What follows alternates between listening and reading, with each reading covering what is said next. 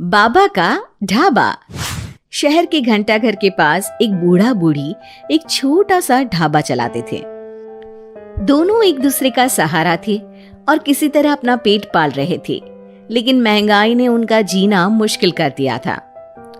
आज सुबह से सिर्फ 2 ग्राहक आए हैं और शाम के 5 बज गए हैं। कुछ समझ में नहीं आ रहा कि क्या करें। वो सब कह रहे हैं कि बाजार में मंदी आ गई है, इसीलिए सबकी गिराई नहीं चल रही। और बुढ़ापे में पैसों के लिए इतनी मगजमारी करनी पड़ रही है। अभी तो हाथ पैर चल रहे हैं तो काम धाम हो जाता है, बिस्तर पर आ गए तो पता नहीं कैसे चलेगा। बेटा बेटी सब छोड़ के चले गए हमको, बस गरीबी ने नहीं छोड़ा। भगवान के घर देर है अंधेर नहीं, सुनते सुनते हमारी आंखों में अंधेरा छा गया। कल भी बचा हुआ खाना कुत्तों को देना पड़ा था, आज भी यही करना पड़ेगा। रोज की तरह आज भी ग्राहकी नहीं हुई थी। रात को बाबा और अम्मा सड़क किनारे बने अपने ढाबे में ही सो जाते हैं। अगले दिन सुबह सुबह ही एक ग्राहक आ जाता है। बाबा जरा एक चाय और एक कचौरी तो देना।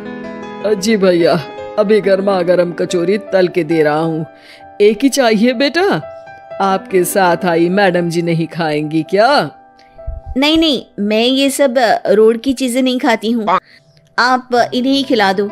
और जल्दी करो ना, रितेश मूवी जाने के लिए लेट हो रहा है।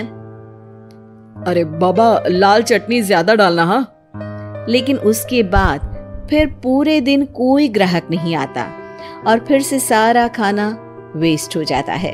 ये सिलसिला कई दिनों तक चलता है और तभी एक दिन एक लड़का वहां अपना मोबाइल लहराते हुए पूछता है, हेलो दोस्तों, कैसे हैं आप सब? ठीक ही होंगे, मैं भी ठीक हूँ।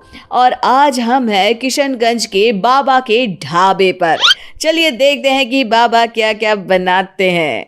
बाबा, तो आज क्या खास बनाया है आपने? अरे भैया जी, आज ये समोसे बनाए हैं, कितने बांध दूं आपको? हाँ भैया जी, लाल चटनी के साथ बहुत अच्छे लगेंगे, ले लीजिए ना। ये देखिए दोस्तों, समोसे को बांध कर दिखा रहे हैं और ये लाल चटनी को देख के तो मुंह में पानी आ गया। आज तो मजा आ जाएगा, आइए चखते हैं दोस्तों। लड़का समोसा चखते ही तारीफों के पुल बांध देता है। वाह वाह वाह, मजा आ गया, इतना अच्छा समोसा मैंने तो कभी नहीं खाया। आपको यहाँ जरूर आना चाहिए और ये समोसा जरूर खाना चाहिए। और एक चीज, ये देखो, ये रोड साइड पर इनका ढाबा है, इनकी हेल्प तो होनी ही चाहिए। अच्छा, वैसे और क्या क्या बनाते हैं आप? बेटा, पराठे मैगी सब बनाते हैं। वाह वाह, इतना अच्छा खाना बनाते हो, बहुत भीड़ होती होगी। अरे नहीं बेटा, कोई नहीं आता हमारे ढाबे पे, पैसे पैसे को तरस गए हैं। अरे आप रो क्यों रही हैं? रोइए मत, क्या हो गया है? अरे बेटा, कुछ बिकता ही नहीं है, आधे भाव में चीजें बेच रहे हैं, प्यार से बना रहे हैं, फिर भी। तो आप दोनों ही हैं, कोई बच्चे नहीं है क्या आपके? अरे बेटा, जो है वो हमें छोड़ के कहीं चला गया है, उसके कारण ही हमें ऐसे दिन देखने पड़ रहे हैं। जो थोड़ा बहुत पैसा हमने इस ढाबे से बनाया था, वो सब लेकर भाग गया था। ओह, देखिए आप चिंता मत करिए, मैं आपका वीडियो सोशल मीडिया पर डालने वाला हूँ और फिर देखना कितनी जल्दी लोग आपकी मदद के लिए आगे आएंगे। वो लड़का अपने कैमरा से बाबा के ढाबे का वीडियो बनाता है और सोशल मीडिया पे शेयर कर देता है। वीडियो बहुत तेजी से वायरल हो जाता है और कुछ ही घंटों में वीडियो में दिए अकाउंट में करीब 1 लाख रुपए जमा हो जाते हैं। लड़का अगले दिन फिर ढाबे पे जाता है। बाबा, आप रोइए मत, पब्लिक ने आपका सारा दुख दूर कर दिया है, आपके खाते में 1 लाख रुपए आ गए हैं। अब टेंशन लेने की कोई बात नहीं है, टेंशन भूल जाइए और मजे कीजिए। अरे बेटा, तुम्हारा हम कैसे धन्यवाद करें, तुम्हारे कारण इस दुकान पर आज इतनी भीड़ लगी है। वरना हम दोनों ने तो उम्मीद ही छोड़ दी थी। अरे जुग जुग जियो बेटा, तुमने आज एक गरीब का भला किया है। भगवान तुम्हें बहुत तरक्की देंगे। बाबा की कहानी सोशल मीडिया के बाद टीवी पर भी फेमस हो जाती है और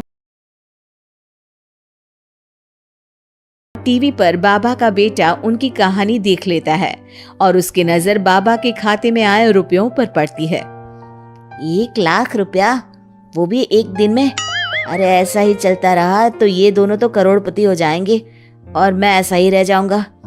लगता है यही समय है इनके पास वापस जाने का। 2-3 इमोशनल डायलॉग चिपका दूंगा, दोनों मान जाएंगे। और ये देखकर बाबा का बेटा उनके पास वापस चला जाता है। अब बाबा मैं आ गया बाबा। अब मैं आ गया हूँ, आप चिंता मत कीजिए, मैं आपकी पूरी मदद करूंगा।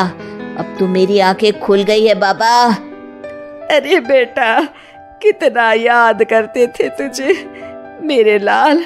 अपने बूढ़े माँ बाप को छोड़ के अब कहीं मत जाना। अरे नहीं नहीं माँ, तब तो मेरी मजबूरी थी, लेकिन अब नहीं। मुझे माफ कर दीजिए माँ बाबूजी। बाबा काफी नरम दिल के इंसान थे और बेटे के आने की खुशी उनके लिए पैसों से कहीं ज्यादा होती है। वो अपने बेटे को माफ कर देते हैं। बेटा, हम तो कुछ साल में बचेंगे भी या नहीं कोई भरोसा नहीं, लेकिन तू मेहनत करके ये ढाबा चलाना, और इसलिए आज से मैं ये ढाबा और ये पैसे तेरे नाम करता हूँ। अब हमारी तो उम्र हो गई है, अब तू काम करना और हम घर बैठकर खाएंगे।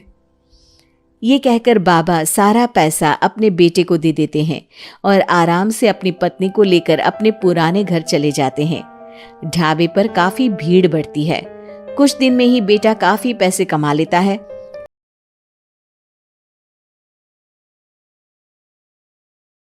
एक दिन जब व्लॉगर लड़का वहां पहुंचता है तो देखता है ढाबा बंद है।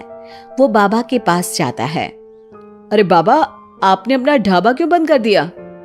ढाबा बंद नहीं तो? वो लोग वहां जाते हैं तो पड़ोसी बताते हैं कि ढाबा तो पिछले 4 दिन से खुला ही नहीं। बाबा ढाबे को अपने पास रखी चाबी से खोलते हैं तो देखते हैं कि ढाबे में एक बर्तन तक नहीं है। बाबा सर पकड़कर बैठ जाते हैं। हमारे बेटे ने हमें फिर से बर्बाद कर दिया।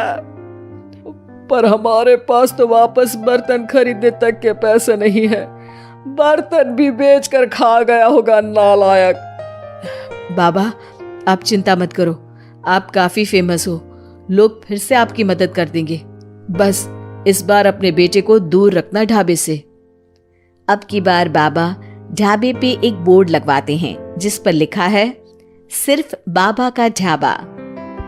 ये सिर्फ क्यों लिखवाया है जी? ताकि अपने बेटे को पता चले कि ये सिर्फ उसके बाबा का है, उसके लिए अब यहाँ कोई जगह नहीं।